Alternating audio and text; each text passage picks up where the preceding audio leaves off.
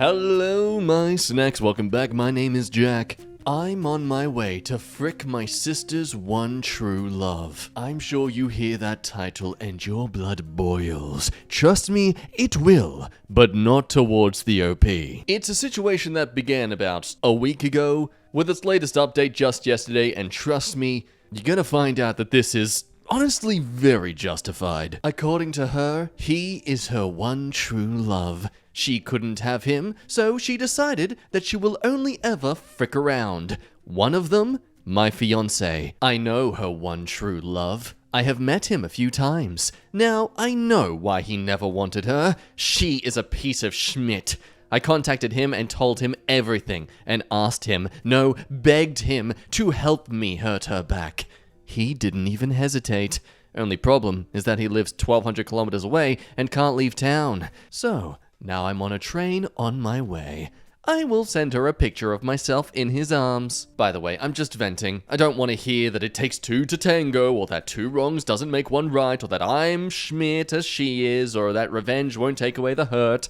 I know all this. I don't care. So, keep your judgment for yourself, thanks. It's a snappy first-parter, but can you blame them? Your sister and your fiancé-to-be basically just screwed you over, while literally screwing themselves. Now, she did end up deleting this whole story or profile shortly after posting it, but there are a few mentions in the comments that were saved just before she deleted. One comment said, "You must be the more attractive sister if there was no hesitation." Nice. OP responds, "He said he couldn't believe a sister would do this to a sister. Plus, he could probably sense my desperation, and men rarely say no to no strings attached. Unfortunately, my sister is the hot one in our family. She always has been, so no. He is fricking me out of pity." Of course, many would disagree. There is a reason he is agreeing, very quickly I may add, to sleeping with you and not your sister. Don't doubt yourself. Plus, your sister's vile behavior and personality make her less attractive to anyone with a brain. Now, this comment is right. There is a reason that this guy was very much on board with this revenge fling. Something we later find out in the next update. But for some more backstory, some comments request such, and OP says, "My friend lives near my sister and she texted me to come by. I was confused, so she texted that she thought I was in the neighborhood since she saw my fiancé's car outside of my sister's apartment. It was odd since he told me he was with his dad. So I went and caught them." Also, if my ex cares or not cares is so irrelevant. I honestly don't care about his opinion. He disgusts me, and there is no love left for him to care if he cares or not. As for my sister, she will care, because I know her. I know her feelings about this guy, and I know this will hurt the schmidt out of her. So, with that situation on its way, let's move to the update where the deed was done. I have now fricked my sister's one true love, and all hell broke loose. And I did not know hell was this awesome. I'm sorry I deleted my account, but this is a new throwaway. I'm not a Redditor, so I thought I could just reactivate my account if I wanted to make a new post. To those who remember me from yesterday, you know my story. For those who don't, I have saved a screenshot that you can read. What I want to say is that I won't be repeating my story. I unblocked my ex-sister and ex-fiancé, and I started sharing Insta stories about my journey up to my ex-sister's one true love. When I met him, I was so embarrassed. So embarrassed. It just hit me how silly I was being. He was very sweet, however, and had planned a nice evening. He showed me around his city, and we ended up eating at his favorite Thai restaurant. I love Thai, and he said he knew that. Remember when I told you he did not even hesitate? Well, he told me that this was not the first time this had happened. So I remember my ex-sister when she was in her early 20s. By the way, I'm 32, sister is 27, ex-fiancé is 32, and the true love is 31. She suddenly cut all contact with her bestie since kindergarten. When we asked her about it, because they were inseparable, she said that they just grew apart and that the bestie has always been jealous of her. Well, nope. Turned out my sister had slept with bestie's boyfriend and the bestie had caught them. One True Love was very close friends with the bestie, and he knew all this. So, I guess this is my ex-sister's kink, I guess. Anyway, we went back to the hotel room and we talked almost all night. I shared a picture in his arms with his tattoo showing, and I didn't need to wait long for a reaction. She has probably called me 100 times and texted me all kinds of stuff, from profanities to pleading to anger to pleading again to begging to apologizing. I read every single one of her texts. It was cathartic. Mum and Dad are really ticked off with me, but that's nothing new. We did the nasty before he went home to change and go to work. I'm staying here for the rest of the week. Back home Sunday. Yes, sweet, sweet revenge. With a lot of acceptable support from the comments below. Why are your parents ticked off at you because you slept with a man that doesn't even talk to her or like her? She slept with your fiancé. Should your parents not be ticked at her for betraying her flesh and blood? Like, that's so weird. It's giving golden child. To which Opie says, I don't know actually. Mum is crazy to be honest, but still, I wasn't expecting backlash from my parents after what she did. I will talk to them once I'm back. Of course, people who love Disney movies would no doubt be expecting them to pair up together now. Some ponder what the ex-fiancé must be thinking about all this. To which the OP says, my ex-fiancé is very ticked off too and asked me to come home, but then today, he texted me to frick off and never contact him again. Like I was gonna. And that my sister is way hotter and better than me anyway, and that I will die bitter and lonely. I haven't answered yet. Maybe won't either. Don't know how he knew I love Thai. He saw it on my Instagram, I guess. I make a lot of food posts. Yeah, not that it really needs to be said, but the ex-fiancé is such an idiot here trying to imply that he's in the winning case with this. Like, both of them will forever wonder if one of them is cheating on the other, and when he's around other women or when things are going bad, because their relationship is founded on cheating and lies. He will likely get railroaded by her selfish behavior too, when she pulls this stuff again. Either way, you win. But yes, back to the parents. You're probably wondering, how the heck did they come to this sort of conclusion with this whole event? Well, unfortunately, while the OP caught her partner cheating on her, she didn't exactly supply herself with evidence. If you consider the timeline here, she found out this cheating was happening and then almost immediately went off to have this fling. And that's where we come, though not as much as she has, to the latest update. Hi again. I will take my chance and make an update here since I literally got 30 plus requests to make a new update. Please tell me if it's not allowed. It's still off my chest though, so it should be allowed. Before the update, I want to thank you all for the support. Unfortunately, I have spoken to my parents now, and they don't believe me. My ex-sister and ex-fiancé totally denied the affair. And even when I caught them on my sister's couch, half naked, with my ex-fiancé's face somewhere it should have never been. They say I was the cheater and fabricated this whole thing. My parents believed her. I told them about the ex-bestie and how it really went down between her and my sister, but they didn't believe me either. My ex-sister had evidence that I was sleeping with her one true love. Thank you for the one who coined that expression, by the way. Through my Instagram stories, but I had no evidence to provide about what I saw when I was at my ex-sister's that day, and my words seemed, I don't know, not good enough. Anyway, Mum said that she loved me anyway, but that she will need time to forgive me because I hurt the two people I was supposed to love the most. Dad is of the same mind. God, if that doesn't make you want to punch either the ex-fiancé or the sister right in the jaw. Ex-fiancé has asked to meet and talk and to explain multiple times, but I won't give him the time of day. Everything I've ever felt for him is gone. He irks me. Just the thought of him makes me want to vomit. So, that's the update. I'm a bit saddened by my parents' reaction, but I can't say that I'm surprised. Thank you again for the support. Yes, though it is seeming to be a completely unfair finale to all this, it sounds like this isn't exactly concluded, as some comments are offering some great ideas. A little bit of covert ops, if you will. You could go talk with your ex-fiancé, secretly record him talking and explaining, and then you would have evidence to show your parents. It won't undo the hurt and that they don't believe you, but maybe it would be another frick you towards your ex-sister. But though, yes, this seems to be a possibly unwinnable situation, there is some light at the end of the tunnel with this pettiness from the OP. As one person asks, how did things go with the rest of your time with One True Love? Are you guys still in touch? Oh, I forgot to add that. Yes, we are still in touch. Mostly texts. He is coming here on Christmas. Oh boy! So, stay tuned for December, folks, when we get to know all about this whole catastrophe. Just make sure you keep a lot of diary entries so you can turn it into a script and send it to Hallmark. They would eat this story up. Jokes aside, though, this is a genuinely stupid situation. And yeah, I don't know about you, but that just makes me so mad. This entire family can honestly get coal for Christmas. Let's set up an online petition, write to Santa, please tell him to give these people nothing but coal, except OP. OP gets a pony. My mother-in-law suddenly passed away in a car accident last month. At the same time, my stalker disappeared. My mother-in-law and I never had a good relationship. She has tried to sabotage my relationship with my husband since the day she met me. I wasn't good enough for her handsome and successful boy. I contemplated ending my relationship several times, but my husband always showed me that he is on my side, and I love him. A few years ago, I started getting very threatening and scary emails and texts from a PAX. This PAX knew everything about me. It didn't matter how many emails and phone numbers I changed, they or he always found me. I made several reports, but nothing happened. My husband tried everything to trace the emails. Nothing came out of it.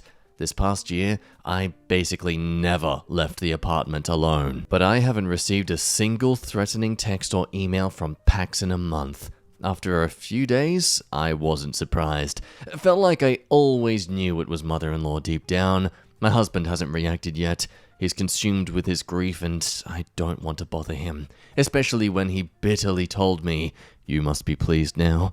When we heard the news and I tried to comfort him, he apologized later and said he was just feeling guilty that he loved and chose me more than he loved her. Yeah, fair enough. Can't really hold him to that kind of comment when he's in this state of grief. But now I'm waiting for him to connect the dots. Will he get it? If he does, will he talk to me about it? I don't know if I ever will bring it up to him. Also, I won't relax and go back to my normal life just yet. But I know in my heart that it's over, and I can't be happier about my life. Now, despite this, many in the comments are suspicious that, hey, you know who else has currently stopped doing any sort of possible things related to stalking? Your partner. Hell, anyone in that family could possibly be the culprit because they might be dealing with this grief right now. As unfortunately, as other people talk about in these sort of comments, this can be a tactic of control, as referencing this podcast episode of This American Life, where they talk about someone who had their identity and everything stolen from them. But thankfully, she had her supportive boyfriend along the way to keep her afloat from all the scamming and money disappearing from her bank account. So they're going to the bank trying to sort out a check issue, but according to the bank, she already cashed the check. And they showed her a copy. And then where her signature was a forged signature in her boyfriend's handwriting. Turns out all this time the boyfriend had been using her identity to pay for things, get things, basically using her for extra cash leverage. And his excuse? Oh, well, he has impulse control disorder. Which could be a legitimate thing, or it could just be an excuse someone has to say that, I like to do things and get away with it. I mean, okay, even if it is legitimate, the fact you were hiding it from your partner, yeah, you deserve to be dumped. But anyway, 9 days ago, we get an update on the situation. Was it truly the mother-in-law? Was it actually the husband this entire time? So I was here about a month ago, if I find it I will post it, talking about me suspecting that my mother-in-law was my stalker who tormented me for years. I was trying to get advice about whether or not to tell my husband who was mourning her. I decided to wait a little while, but after venting here, I was sure that she was my stalker. I started living like I never did before, with 10-minute walks alone, then 15, then half an hour, and so on. At first, my husband didn't notice my freedom, or maybe he did, but was processing it himself. Last Friday, I told him that I was going out with the girls. Alone? Yes. Want me to drive you there? No need. Are you not afraid anymore? No, my stalker won't bother me again. He kissed me and wished me a nice evening. When I came home around midnight, he was still up. He said that he wanted to talk to me. He asked me, was my mother your stalker? Yes! He broke down crying. He said he was always suspecting her and even talked to her a couple of times about it, and she made him so guilty by accusing him of being my simp. Sorry, I don't know a better word for it. He said he noticed how I, after so many years of fear and anxiety, stopped eventually crying in my sleep, and he has noticed that I haven't woken him up for a month now. Actually don't remember half the time I woke him up in terror, but he always told me, and my therapist, about it whenever it happened. He apologized for never discussing it with me and never protecting me from his family, even though he had suspicions. Honestly, I'm not even mad or disappointed. If the police couldn't help me, I don't know how much my husband could have done, and I just want to move on and leave this behind. We are going to start couples therapy, and my husband is planning to tell his family that mother-in-law was my stalker. He is adamant about it, and honestly, I think it's a good idea. My husband has also decided not to attend the headstone setting on mother-in-law's grave. Good, she doesn't deserve it. So yes, ultimately a rather wholesome ending to it all. Nice to know that the husband was genuinely a great guy, and honestly I think he was just doing the best he could, because to be fair, it's not like he had any sort of evidence behind this aside from just the mother-in-law being a mother-in-law. Though some aren't exactly happy with how the OP is seemingly giving him a free pass for not, going no contact because she's been mean a few times? He doesn't hate you for it? He doesn't? You're killing me. If I were you and my husband saw how much I was absolutely terrorized for years and years, lived in terror, never felt safe, even at home in bed, was physically ill from it, and you undoubtedly had PTSD and the other physical damage that comes from being subjected to that much stress for so long, and if my husband had any hint at who it was, I would be walking out the door. It's kind of you to go to therapy with him, but you need to at least reframe the idea that he's doing you a favor. Yeah, thank God someone said it. He's been nothing but supportive? How exactly? While he always knew his mother was her stalker and didn't do anything about it? Yikes. He cared more about not upsetting his mummy than the fact his mummy was torturing his wife. But somehow he's the hero here? What? And yeah, I think people are misinterpreting this. It wasn't a case of him immediately believing or knowing that it was his mother. It was him being suspicious, him asking, and the mother guilt-tripping him or just clearly being skillfully manipulative of getting off the hook. Like, it's one thing to accuse your family of saying something mean to you. It's another to accuse them of being the literal culprit behind your psychological torture. Like, that kind of thing is arrestable. You're accusing their parent of committing a crime. It's understandable that he wants to make sure he can catch his mother in the act before just going ahead and trying to do what he clearly would want to do as a partner and beat their face in for doing this to you. But even that said, I kind of still have to admire the OP here for not wanting to leave. Because of course you could have the most supportive partner in the world, but if you're going through this kind of thing, it makes sense you'd rather just nuke the whole relationship so you can get a sense of peace. Anyway, that's my stance on it. I'm sure you'd have an opinion too, and I'd love to hear it, so leave it down below, and for now, let's move on to the next story. Now, this next story is actually a bit of a three-parter. This first bit is more of the prequel to the chaos that unfolds, but nonetheless adds some more details on the characters in this story, and why two of them are absolute scumbags. It started 2 months ago. Husband won't come home to support me while grieving, and I feel so needy asking him to come, trying to be as vague as I can possibly be without it affecting the story. So I, mid-20s, am married to Brad, also mid-20s. We have currently a long-distance relationship because he got a better work opportunity there, and I couldn't move because I can't take my uni campus with me. I wasn't that thrilled about him moving a 5-hour drive away to a new country, but it being Europe, we figured the trains and buses will help ease the temporary experience. Plus, he was overjoyed about it, and I could never taint his happiness. Lately, something really bad happened to my life. Without getting into too much details, I am grieving really badly. Hours and days and weeks seem to blend into each other in this thick, heavy mess, and I can't bring myself to get out of bed some days or put on trousers. He knows of the situation, but can't do much being so far, so I asked him to come over. Here's where we get to the problem. His brother Chad moved to Brad's country to study. Brad said he can't come over because he has to show his brother the country and school and help him move, etc. He is planning to be his guide over the city for 2 weeks. I pleaded with him that I needed him, but he told me he is scared his parents will get mad at him if he doesn't take care of his brother like they want him to. I was heartbroken. I was venting to a friend, Denise, asking her if it is normal that I am so sad he won't come support me in these dark times, and she snapped at me. It told me I should be grateful I have a caring husband and stop being freaking jealous of a teen. Chad is 19 and she knows it. Denise then ranted that I'm being ridiculous and an a-hole, demanding he leave his baby brother behind to come coddle me like a child. She told me I needed to hear the truth of my actions from someone else. And now I feel like the worst human and the worst wife on the planet.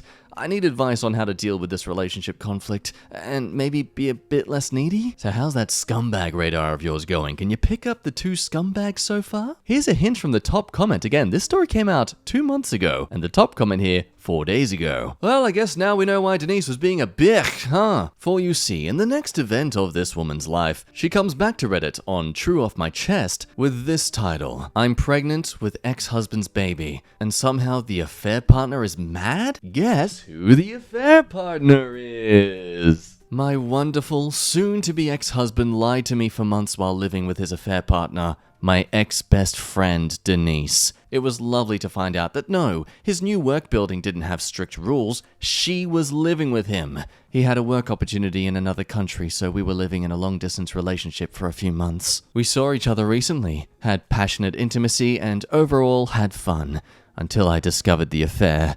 Tears and screams and bag packing later, I was home mulling over the situation. I am numb, still numb, even after finding out I was pregnant. Here is where it gets good. The affair partner is infertile. Her husband left her recently because of that, and I was her shoulder to cry on. I called ex-husband to tell him about the baby and the high risk of miscarriage. She was next to him. She went apeshmit, screamed and cried I had no right to have her man's baby, that I am stealing her life and being a bitch. Oh, really? Her relatives are now blowing up my phone, calling me horrible, spiteful bitch. How? What? Why? Logic gymnastics much? I am so done with everything. 2022 can go eat a dick. I have no one to talk to, so here I am getting this out of my chest. Edit, clarification on short words, and yes, Denise is the same Denise from my last post. Also, funnily enough, Chad tipped me on the affair. I have a therapist and am following your advice. Got a lawyer. Also, please stop telling me to not murder my baby over my bitterness for my husband. My heart is already raw over that hard but necessary decision.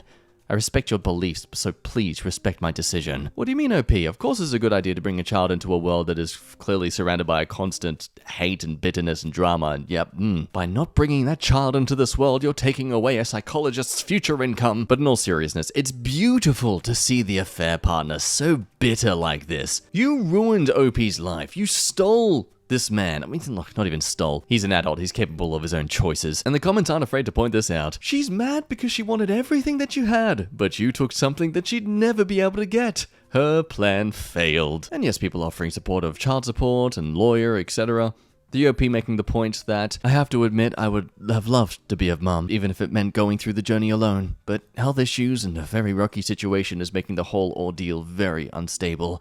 If I was to have a kid, they deserve at least to have a mentally stable mum, which is why I am making the very painful decision to let them go. And yeah, by her further explaining, it sounds like it's something that she's not just doing gleefully, as of course anyone who's getting an actual abortion never is. No one goes to an abortion with a smile on their face. It's a last resort. Give yourself the time to heal, physically, but mentally too. Cause yeah, look, she already stole OP's husband. The affair partner would probably try to steal the baby as well. And so we move on to an update 3 days later. And this is where we get to the husband playing a bit of a yo-yo competition. So hi Reddit, it's been about 3 days, but these days felt like weeks to me. As I was tossing and turning in my hospital bed, I remembered this account and thought you might want an update. To be frank, I also need to tell someone. I lost my baby. A few hours after posting the last post, actually. Avoiding details, and my memory is also hazy, it was gruesome. I won't explain very much, but it was just horrible. For context, I take heart meds for a condition I got from my dad, one of those being blood thinners. When I miscarried, it was flowing and flowing, and I honestly thought I would be dying. I was on my knees in pain, and the massive blood loss coupled with the already severe anemia made me very dizzy and confused. I called the fire department and managed to stay lucid until they came. I wish this on no one ever. It was traumatizing. Where it gets bad. I don't remember if I mentioned it somewhere on the original post, but my husband came home when he heard of the pregnancy and was staying at the budget hotel on the other side of the road. When he saw the fire trucks pulling to our house, he apparently ran over to ask what was happening to his wife. He followed the ambulance to the hospital, or so he told me, and came in pretending he was my dear old husband being so concerned for me. I didn't need much, just a blood transfusion, iron, a Pether IVs, and some painkiller. Yeah, geez, not much at all. They also gave me meds to finish the job and recommend rest. Waking up to find him next to me was a deception? I have no English words to describe how gutted I was when I woke up to his concerned face next to me. We fought. I told him I never wanted to see him again and was serving him papers soon. He said I was his wife that he loved more than anything in this world and was deeply concerned for. What love when you were living with your affair partner? He pulled out his phone and broke up with Denise on speakerphone and asked me if I wanted to make him make a Facebook post where he tells everyone about his infidelity. I told him he could go frick himself for all I cared. That was me clapping, just for clarity. Every time I wake up, there he is, tidying up my room, changing the flowers in the vase, peeling my fruit, or bringing me even more boxes of my favorite chocolates, the Fruta de Mer ones. He is constantly here, catering to my every need. The nurses did ask me if I wanted him removed after we argued, but I said no. I don't know why. I feel like somewhere in there is still the kind man I married. Maybe, maybe not. As I write this, he is sleeping on a wooden chair, arms crossed. As for Denise, she sent me some colorful messages. She heard about my miscarriage from my husband and didn't miss a beat in insulting me even more, saying that's all I deserve for stealing her man away from her, that I was a racist Schmidt who hated her and her family all along, and she was glad I would never be a mother. Goes without saying that I took the mental health initiative to block her and her whole circus. See you in therapy, guys. Homewrecker out. I don't know if I can be vulnerable, but I feel like my heart has been ripped to shreds. Someone on my last post said something to the effect of, no one goes to an abortion with a smile on their face. And God, is that true? Even if this baby wasn't expected to last, it hurts. It hurts like crazy. You keep playing the what ifs in your head. I wish it didn't have to be this way. I wish I could welcome a little one into my life. I keep wishing I could just go back to having a small family and a loving husband. I wish I could just forgive and forget. But I won't, and frick does it hurt. This is getting too long and boring. Sorry about that. I can't thank you enough for all of the kind words from every single one of you. Rereading them earlier gave me the clarity to realize I was making the right decision, and I have the strength to do so. Thank you. I mean, damn, if that ain't the certainty that, though we joke about the idea that people spend their lives too much on Reddit and we argue and fight a lot on it, making stupid opinions on things, blah blah blah, when we actually try and be supportive to someone talking about their woes, we really can make a difference. And that is nice to see. And the comments aren't afraid to help analyze this whole situation to give the OP more clarity as to why she should just put her foot down with the husband. So your husband didn't break up with Denise. All this time he was asking you to take him back? Yeah, don't be weak, OP. You made it this far without him or his support. He abandoned you when your parents and sister died. He didn't even come to their funeral. He was living with Denise and having intimacy with her. Her entire family betrayed you for so long. He lied saying the housing was strict and never let you see where he was living. He was ready to leave you in the most cruelest way. Your last bond with him is gone after the baby was heartbreakingly lost. Don't let him hurt you again. And thank goodness the OP is taking this on. Condensating it all made my head spin. Remembering the layers and layers of betrayal and cruelty making me want to fight for that alimony. But seriously, I just now realized he didn't even break up with her until then. Frick this guy. And if you want to be more chaotic about it, tell your soon-to-be ex that you are considering reconciling, but you need to progress with the divorce so the two of you can start over. Get him to agree to an insane amount of alimony, and then use that alimony to find someone else. Denise can have him when he's broken and poor. And just want to highlight these cool little things that the nurses were doing. So the OP added in a comment, after the fight and my refusal to kick him out, one of them slid me a piece of bandage wrapper. The paper things gauze comes in. Sorry, not a native English speaker.